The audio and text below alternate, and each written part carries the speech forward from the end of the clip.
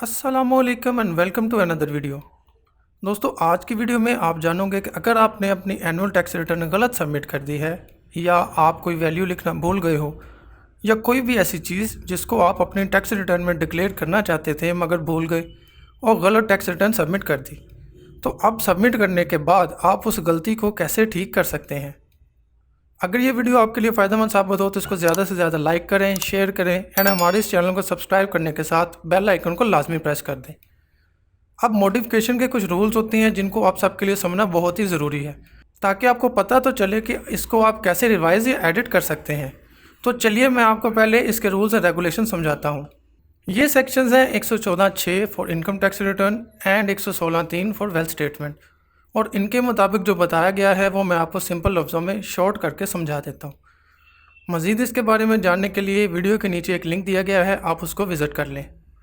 तो इन सेक्शंस के मुताबिक अगर आपसे कोई गलती हो जाती है या आप कुछ भूल जाते हैं तो आप अपनी टैक्स रिटर्न को रिवाइज़ कर सकते हैं, मगर रिवाइज़ करने के साथ साथ आपको रीज़न बतानी होगी कमिश्नर एफबीआर को इन रिटर्न, एंड इसको अपनी रिवीजन वाले फॉर्म के साथ अटैच करना होगा और फिर इसको सबमिट करना होगा। और इसके बाद कमिश्नर एफबीआर इसको देखेगा और अगर उसको लगे कि आपने जानबूझकर कम या ज़्यादा वैल्यू डाली है या उसको आपकी मॉडिफिकेशन में कोई मसला नज़र आए तो वो इसको रिजेक्ट भी कर सकता है। बट अगर वैल्यू सब ठीक है तो कोई मसला नहीं होगा। एक और बात यह कि आप पिछले 5 साल की टैक्स रिटर्न को रिवाइज़ कर सकते हैं, उससे पिछले सालों की नहीं।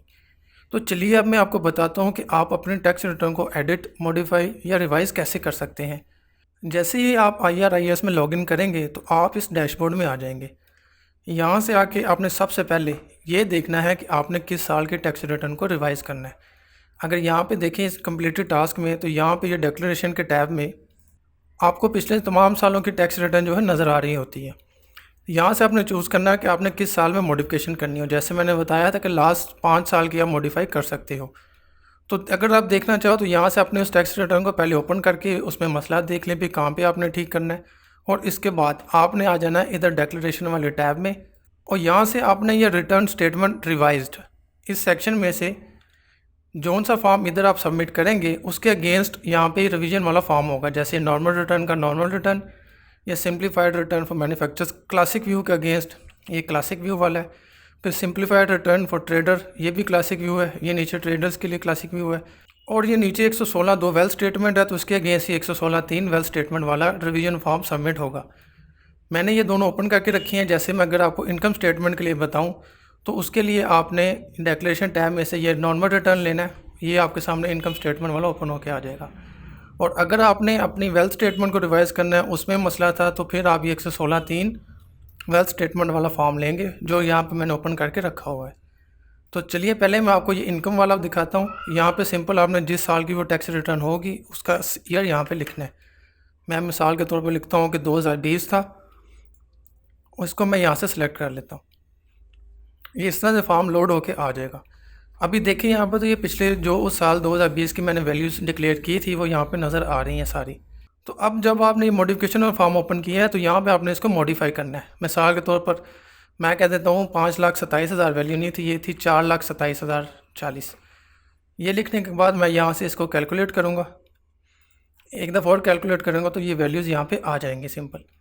इनकम स्टेटमेंट में आपने जहाँ जहाँ पे वैल्यूज़ दी होंगी यहाँ पे ये सारे हेड्स के अगेंस्ट किसी भी फॉर्म में देख लें, या आपका कोई टैक्स एडजस्टमेंट थी उसमें आप कुछ कर लें। यहाँ पे जैसे कोई टैक्स गलत लिख दिया था उसको रिवाइज़ कर सकते हैं। उसके अलावा अगर आप एक बिज़नेस पर्सन थे तो आपने अपने बिज़नेस में जहाँ पे जो जो वैल्यू यहाँ पे डिक्लेयर की थी आप सिंपली उसको चेंज कर सकते हैं।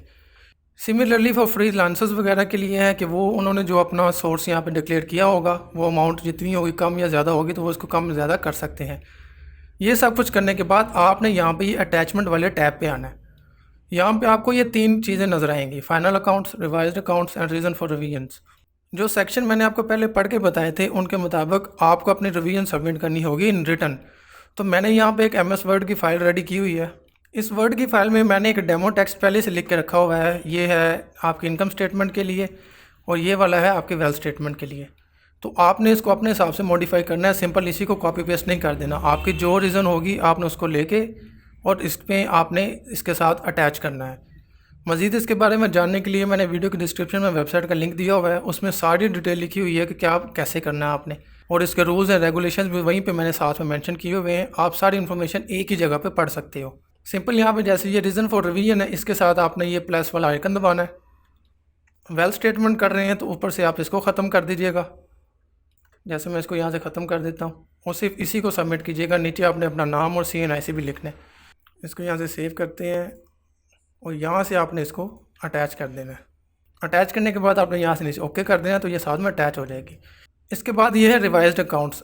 रिवाइज्ड अकाउंट्स है यानी आपने कुछ अकाउंट स्टेटमेंट्स अपलोड की थी जिनमें मसला था, या जिनमें कोई मंथ कम ज़्यादा दिया हुआ था, या इसी तरह का कोई अकाउंट के रिलेटेड कोई मसला होगा, तो आपने जो आपकी रिवाइज्ड अकाउंट स्टेटमेंट होगी उसको इसके साथ अटैच कर देना है। Similarly for this final accounts. ये करने के बाद आपकी मॉडिफिकेशन जो है वो कंप्लीट हो जाती है और यहाँ पे आपने आना होता है वेरिफिकेशन के टैब पे। यहाँ पे आके आप सिंपल अपनी पिन देंगे और यहाँ से इसको सबमिट कर देंगे। सिमिलरली आप देखते हैं वेल स्टेटमेंट को किस तरह से रिवाइज करेंगे। तो ये वेल स्टेटमेंट का फॉर्म ओपन है, यहाँ पे पीरियड लिख लेते हैं, सेम जिस साल का होगा सेम आपने वही लिखना है। यहाँ से इसको सिलेक्ट करते हैं। पहले आप वो सबमिट कर लें या ये सबमिट कर लें, एक ही बात है, लेकिन हमेशा इनकम स्टेटमेंट पहले सबमिट होती है और वेल स्टेटमेंट उसके बाद। यहाँ पे सिंपल देखें आपको पिछले साल का डाटा नज़र आ रहा है जो यहाँ पे सबमिट हुआ था। तो अभी आपने अगर इसके जिस हेड में आपने मिस्टेक की थी, एक्सपेंस में की थी, या आपने ये वेल स्टेटमेंट की एसेट्स एंड लाइबिलिटीज़ में की थी, उसको यहाँ से चेंज कर दें। मिसाल के तौर पर 2 लाख है, मैं कह देता हूँ ये 4 लाख था। इसी तरह से ये कोई भी वैल्यू हो सकती है। आप मज़ीद ऐड भी कर सकते हो। मज़ीद ऐड करेंगे, न्यू वैल्यूज़ देंगे तो वो रिवाइज में आएगा। अगर आप इनको चेंज करोगे तो वो मॉडिफिकेशन में, एडिट में आएगा। ये सब करने के बाद यहाँ पे आपने वेरिफिकेशन टैब पे जाना है, यहाँ पे आपने वो पिन देनी है और इसको सबमिट कर देना है। एक बहुत इंपॉर्टेंट बात ये है कि चाहे आपने वेल स्टेटमेंट को एडिट करना हो या इनकम स्टेटमेंट को, आपने मॉडिफिकेशन के दौरान उसी सेम ईयर की दोनों इनकम एंड वेल्थ स्टेटमेंट दोनों को सबमिट करना है। फॉर एग्जांपल मैंने 2020 की टैक्स रिटर्न में सिर्फ वेल्थ स्टेटमेंट को मॉडिफाई करना है, मगर मुझे इसके साथ साथ इसी साल का इनकम स्टेटमेंट या नॉर्मल रिटर्न वाला रिवाइज्ड फॉर्म भी सबमिट करना होगा। बिकॉज जो इन रिटर्न एप्लीकेशन आपने कमिश्नर को देनी है वो सिर्फ इनकम स्टेटमेंट के साथ है, वेल्थ स्टेटमेंट के साथ नहीं है। इसीलिए जब भी आप टैक्स रिटर्न को मॉडिफाई करें तो उस साल की इनकम एंड वेल्थ स्टेटमेंट दोनों को लाजमी सबमिट करें और साथ में अपनी एप्लीकेशन को भी अटैच करना लाजमी है। सिमिलरली अगर आपने इनकम स्टेटमेंट को एडिट करना है तो साथ में वेल्थ स्टेटमेंट को भी सबमिट करें, चाहे वो विदाउट एनी मॉडिफिकेशन हो, उसको उसके साथ लाजमी सबमिट करें। तो आई होप कि अब आपको पता चल गया है कि आप अपनी इनकम टैक्स रिटर्न जो आपने गलत सबमिट कर दी थी या कोई चीज़ लिखना भूल गए थे, उसको आप किस तरह से रिवाइज़ या मॉडिफाई कर सकते हो। और मज़ीद ऐसी वीडियोज़ के लिए हमारे चैनल को लाजमी सब्सक्राइब करें और साथ में बेल आइकन को भी दबाएँ। मैं मिलता हूँ आपसे अगली वीडियो के साथ, तब तक के लिए अल्लाह हाफिज़।